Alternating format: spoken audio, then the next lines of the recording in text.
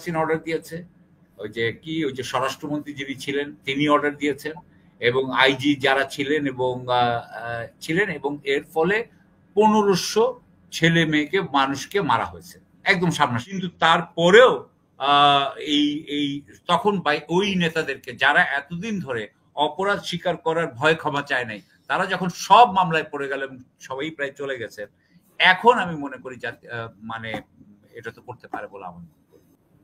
এখন তারা উপদেষ্টা, কিন্তু তারা তো নিজেদের পাওয়ারফুল পজিশনে আছেন।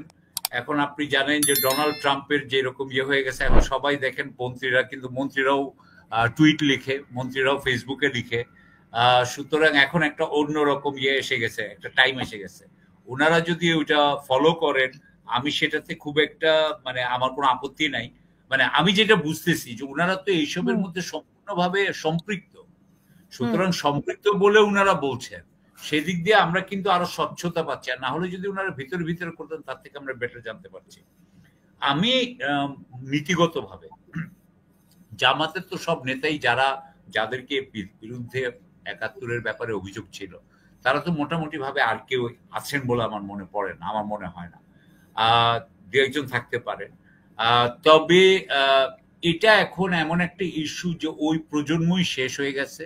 সুতরাং এটা আমার মনে হয় যে জামাতের জন্য এটা করাটা খুব একটা কঠিন কিছু হওয়া উচিত না। তবে তারা তাদের কিভাবে তারা করবে, এটা কিভাবে তারা বলবে, এটা এখনো তারা ঠিক করতে পারে নাই।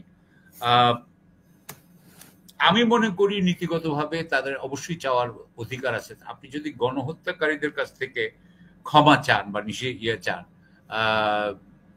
মানে তারা ক্ষমা চাক বলেন, তো তাহলে ইয়েদেরও চাওয়া উচিত। আমাদের যারা ৭১-এর যুদ্ধে তো আরো অনেক অনেক বেশি মারা গেছে, তাদের মধ্যে অবশ্যই এটা ঠিক যে আমরা যেভাবে শেখ হাসিনার সময় বলতে পারি, একদম স্পষ্ট বলতে পারি আমরা যে শেখ হাসিনা অর্ডার দিয়েছে, ওই যে স্বরাষ্ট্রমন্ত্রী যিনি ছিলেন তিনি অর্ডার দিয়েছেন, এবং আইজি যারা ছিলেন এবং এর ফলে 1500 ছেলে মেয়েকে মানুষকে মারা হয়েছে একদম সামনাসামনি। এখন আপনি কিন্তু বলতে পারবেন না যে জামাতের কোন লিডারের জন্য কয়জনকে মারা হয়েছে। এটার ব্যাপারে যে সমস্ত মামলা টামলা আছে না, এগুলো কিন্তু অনেক কিছুই কিন্তু আপনার না, মানে সেই সময় বলা হয় যে এগুলো কিন্তু অনেক কিছু সাজানো মামলা ছিল, বা এগুলোর মধ্যে অনেক মিথ্যা কথা ছিল। এগুলো অনেকটা জোর করেই এই সমস্ত রায় দেওয়া হয়েছিল। সুতরাং আমার কথা হচ্ছে যে জামাতের থেকে যদি চাচ্ছেন, কেন চাচ্ছেন? এখন এটাও একটা ইস্যু যে ওনারা হঠাৎ করে সবাই চাওয়া আরম্ভ করলেন যে ক্ষমা চাইতে হবে, আর জামাতকেও ক্ষমা চাইতে হবে বলছেন। We will see if they do. আমার মনে হয় জামাতের চাওয়া উচিত। এটা নিয়ে কিন্তু আমরা যারা আমাদের বয়স থেকেই বলা হইতো, আমারই অ্যাকচুয়ালি এক ছিল, আমার সহপাঠী ছিল, গোলাম আজম সাহেবেরই ছেলে। তো আমরা এটা নিয়েও কথা বলতাম, এবং তখন থেকেই আমরা এটা বলতাম যে হ্যাঁ, এটা কিন্তু আসলে জামাতের চাওয়া উচিত।